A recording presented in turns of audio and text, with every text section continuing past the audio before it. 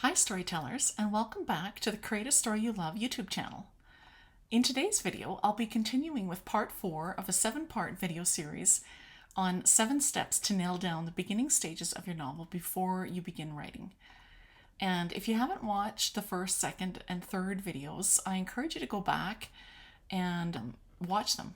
Part 1 is how to brainstorm story ideas and topics you're passionate to write. Part 2 is how to write and tie in memories or themes from your life with story tropes. And part 3, write a short summary of the story idea that sparks your interest, and then write a 1-sentence book premise. And so then in today's video, we will carry on with part 4, which is all about brainstorming and writing down details about your main character or your hero and heroine, and what is their backstory and personality. Pick details you relate to and understand. So just a little side note here. The ideas I share in this video series are brainstorming techniques that have helped me to write my own novels. But it's important to remember that all writers are unique in their own way, and what works for you might not be what has worked for me. And I want to encourage you to experiment with different methods for brainstorming your story ideas and come up with a way that works best for you. But that being said, let's first dive into why it's important to write down details about your main character or hero or heroine.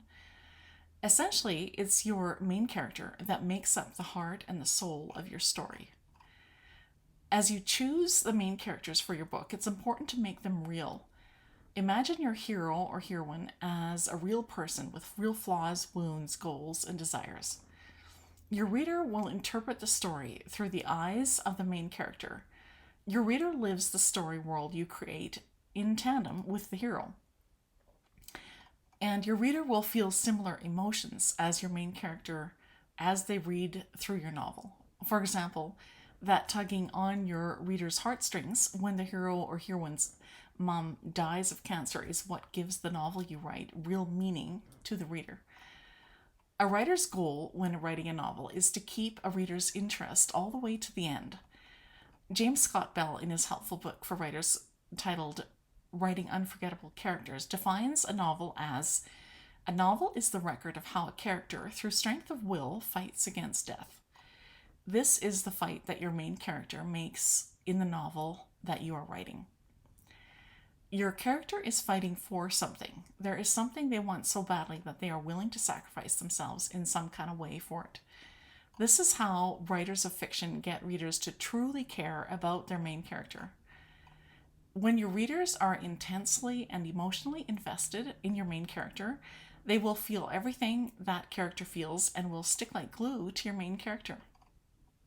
And this is really how to get your readers to bond with your character. It's done by applying these 2 main elements. One is an urgent challenge that the main character must face. And number 2, giving something in the character's life that readers really care about or feel empathy towards. For example, in the Hunger Games, Katniss Everdeen must face the challenge of survival in the desolate dystopian world. Readers come to care about Katniss because at the very beginning of the story, we see her caring for her mother and her sister Prim. And she even cares about, the cat that she doesn't really like. So this act of caring and compassion makes readers empathize and really care for and sometimes, even bond with the main character, Katniss. It's important to note that when a character takes care of someone, or even an animal, whether it's from affection or duty, that it really increases a reader's admiration for that character. Here's a tip. If you can introduce a scene that shows your main character's compassion or caring for someone or even an animal in the first 1 or 2 chapters, it will really help your readers to bond with your main character quickly. So what are other ways that we can dig deeper and really get to know our hero or heroine? By digging deeper into his or her backstory and understanding their emotional wound, a traumatic event, a lost love, the death of a loved one with addiction, a loss of faith, those are all things that continue to haunt your main character as the story begins. The reliving of some sort of past trauma is a staple of most dramas, and especially in novels. It's interesting that even Freud said we as humans unconsciously seek out people, events, and situations that duplicate our core traumas in the hopes of eventually triumphing over that situation that so wounded us. In some stories, the wound seems to be almost like a family curse. For example, in The Godfather, Michael Corleone is not able to escape the long shadow of his family business and his powerful father. In some comedy or romantic comedies, the character's wounds seem to come off as more subtle. For example, in the romance movie While You Were Sleeping, the main character Lucy, played by Sandra Bullock, her father, Lucy's father, has recently died after a long illness, and Lucy falls very much in love with a man who looks a lot like her father. And so these are, similar things that seem to show up in our characters, right? And it's very interesting how that happens. And so do a deep dive into your main character's wounds. Some examples of wounds your main character may have in his or her backstory are, and I'll just list, some categories here: crime or victimization, like a home invasion, physical assault, being held captive. Another category might be disability, learning disability like dyslexia, physical disability, or even a speech impediment like stuttering. Or another category might be failures and mistakes, like being imprisoned or recently coming out of prison at the start of the story, or declaring bankruptcy, failing at school, failing to save someone's life. Another category might be misplaced trust and betrayals, being disowned or shunned, being let down by a trusted organization, being abandoned by unexpected pregnancy, getting dumped. Another category might be specific childhood wounds, parents' abandonment or rejection, being raised by an addict, experiencing the death of a parent or a child as a youth, growing up in foster care, or, a last category in the wounds might be traumatic events like a house fire, or a life-threatening accident, or a miscarriage, or a stillbirth, a natural disaster. So these are some examples, and I'll put the resources below, but this one is The Emotional Wounds Thesaurus by Angela Ackerman and Becca Puglisi. But I'll put links below this video to references that I mention ever so often, just so that you can take a look for yourself.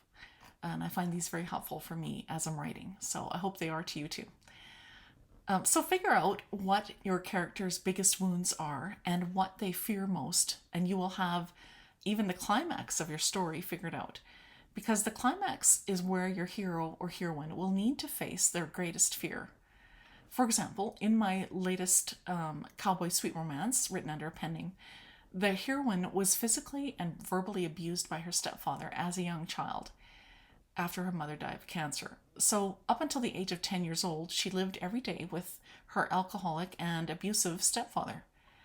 And now, as I was brainstorming and figuring this out, I questioned. It took me about a week to kind of dig deeper into the character's wounds, the heroine's wounds, and I pondered what is to be the climax of this book, and then it hit me. Since both the heroine and the hero were trying to discover the kidnapper and the missing girl, the heroine would need to come face to face with someone who was, you guessed it, both physically and verbally abusive and controlling. Someone very much like the girl's kidnapper. And so that's what happens. Not to bring any spoilers or anything, but she does come face to face with the little girl's kidnapper. And that way she was able to face what she feared the most. But it also, by doing that, gave her an opportunity to overcome those fears and begin to heal from her past. So these are, some wounds, like that transformation that happens, or that should happen from the beginning of the story to the end. In the example of the Hunger Games, Katniss Everdeen has been helping her family survive in a very desolate dystopian world. In the climax, Katniss comes face to face with physical death, the fact that she could very likely die in the Hunger Games. We get the feeling throughout the movie that Katniss worries more about how her mom and sister will be taken care of than even about her own survival. And then let's not forget President Snow, who is the villain and a very big problem for Katniss, who she has to fight against at every turn, which makes, which is a conflict that makes for a really great story. Which brings us really to motivation or desire. Your main character, and in every scene of your novel for that matter, must have an overarching motivation or desire. So ask the question, what does my hero or heroine want? Who wants what in this scene that I'm writing, and how do those desires conflict? For your main character, for example, what is their overall desire and need in this story? A strong character wants something immediately. Get the promotion, date the girl. But there is something underneath the surface that's really driving the character. It's the inner and outer desires which are in conflict. So here's a little tip to remember. Your main character will know what she wants, what he or she wants, that is the outer desire, but they might not really understand what it is that he or she really needs as the inner desire. So as the writer, you must know your main character's inner and outer desires and how they conflict. A great example of this is actually from the movie A Wonderful Life. George Bailey wants to see the world and do big things, design big buildings, and basically escape his small town. But his deeper need, aka his inner need, is to become a good man and a community leader like his father. And it's very interesting that every choice that George makes really delays his external big goal of escaping the small town and ties him even ever closer to the community and starts him on the path to taking over his late father's role of being the community and moral leader of the town. And so it's very interesting how to see the outer desire and the needs, how they can conflict, right? And so I encourage you to figure that out for your own main character. So it's quite normal for your main character's external goal to be a selfish desire, and for the inner need to be unselfish, something that your main character wants for other people. This is really the transformational arc in your main character. That transition from external desire to internal need shows the growth in your character by the end of the story. So those are really some tips to help you dig deeper into who your main character truly is, and give you a glimpse by asking these questions. It will really give you a glimpse of the transformational arc that you're really wanting to see by the end of your novel, the change that happens in your main character. So this week, I encourage you to ask some questions of your main character. What are their deepest wounds and fears? What happened in their background to cause these fears? What will they need to do to face off and confront these fears at the climax of your novel? What is your main character's overall need and desire, and how do their external goals and inner needs conflict? So I encourage you to begin brainstorming today. You really can do this. You'll be able to figure this out, I have no doubt. If you want another tip on brainstorming, I didn't figure this out for quite a few years into my writing, but I discovered that I brainstorm better. Like, for some reason, I'm more creative when I'm using either a pen in a notebook, or I'm writing on, you can see that whiteboard in the background. When I physically write on the whiteboard, and for some reason, physically writing it out, it actually really helps me. It almost forces me to be more creative when I'm writing on a physical surface. So I just encourage you to try it and just see if it helps you too. You might be surprised. And after you have finished brainstorming, you'll be ready for the next video in this series. So part 5 is coming up next. In the next video, we will be talking about brainstorming and writing down details about your secondary character. Secondary character is something like a best friend, a mentor, could even be a frenemy, like sort of a friendly enemy, and if that's a thing. But all of these, they will help your hero or your heroine achieve their goal. So for the next in the next video, we'll talk about writing down your secondary character's backstory, their personality, and their goals. And I'll share what that looks like a little more in the next video. But meanwhile, thanks for joining me today, and I'm excited for you as you begin your journey to write amazing stories. If you've enjoyed this video and found it helpful, please hit the like button and subscribe below so other new writers can find this video too. Happy writing!